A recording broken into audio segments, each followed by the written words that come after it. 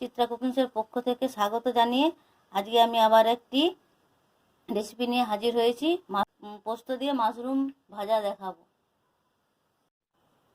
আজকে আমি আপনাদের কাছে আবার একটি রেসিপি নিয়ে হাজির হয়েছি। মাশরুম ভাজি দেখাবো পোস্ত দিয়ে। এরকমভাবে আপনারা বানিয়ে খাবেন। এই মাশরুমটাকে প্রথমে আমি এরকম করে ছোট ছোট করে ছাড়িয়ে নিচ্ছি।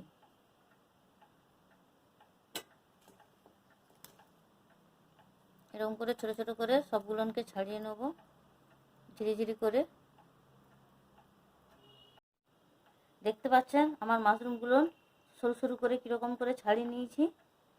এবার এগুলোকে জল দিয়ে ধুয়ে নুন হলুদ মাখিয়ে নেব। মাশরুমটা ধুয়ে নিয়েছি। এবার এর মধ্যে 1 চামচ লবণ,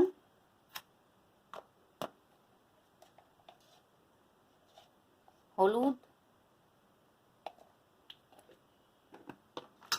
দিয়ে ভালো করে মাখিয়ে 5-7 মিনিটের জন্য চাপা দিয়ে রেখে দেব। তবে মাশরুমটা খেতে নরমও লাগবে, ভালো লাগবে।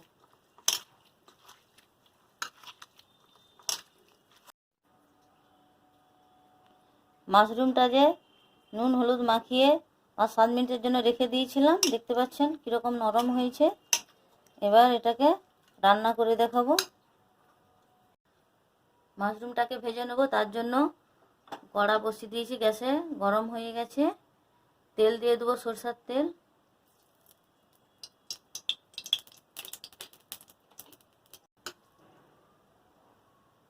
তেল গরম হয়ে গেছে। এবার মাশরুমগুলোকে ভালো করে এরকম নিচুড়ে নিচুড়ে হাতের মাধ্যমে তেলের মধ্যে দিয়ে দেব।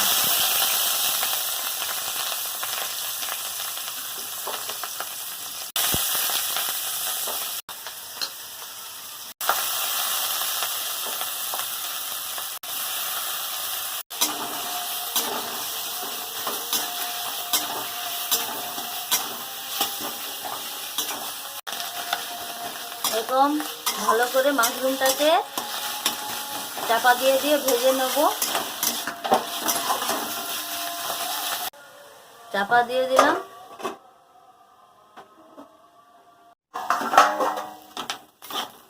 দেখতে পাচ্ছেন আমার মাশরুমটা হালকা লাল লাল করে ভাজা হয়ে গেছে। বেশি কড়া করে ভাজবো না, তাহলে মাশরুমটা শক্ত হয়ে যাবে চামড়ার মতো।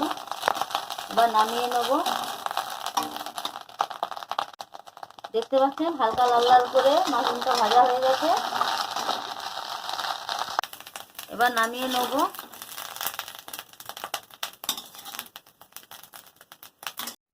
এবার মাশরুমটাকে পোস্ত বাটা দিয়ে ভেজে নেব। তার জন্য কড়াইয়ে তেল দিয়ে দেবো, সরষের তেল। ফোড়নে একটা লঙ্কা দিয়ে দেবো।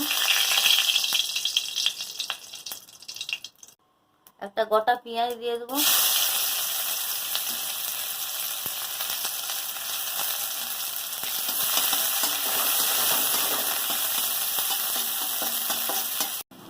পেঁয়াজটা ভাজা হয়ে গেছে। একটা টমেটো দিয়ে দেবো।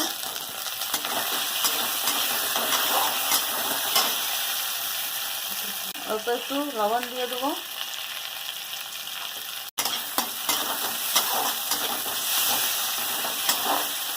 দেখতে পাচ্ছেন টমেটোটা আমার কীরকম গলে গেছে। এবার এর মধ্যে পোস্ত, একটা শুকনো লঙ্কা বাটা 2 চামচ দিয়ে দেবো।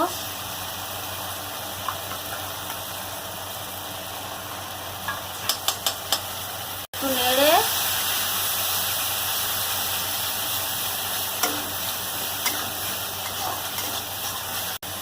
এবার ভেজে রাখা মাশরুমগুলো এর মধ্যে দিয়ে দেবো।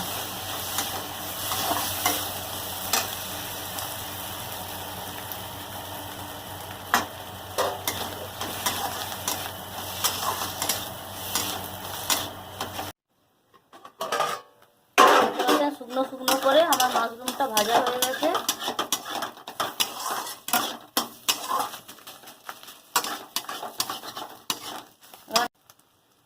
এবার নামিয়ে নেবো। এইভাবে আমরা মাশরুমটা রান্না করে খাবেন।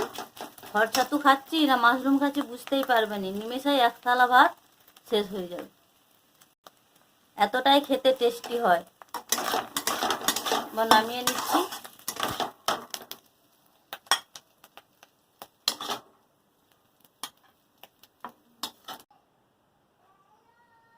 এখন আমার মাশরুম পোস্ত দিয়ে ভাজা রান্নাটা শেষ করলাম। আপনাদের যদি ভালো লেগে থাকে লাইক কমেন্ট সাবস্ক্রাইব করবেন।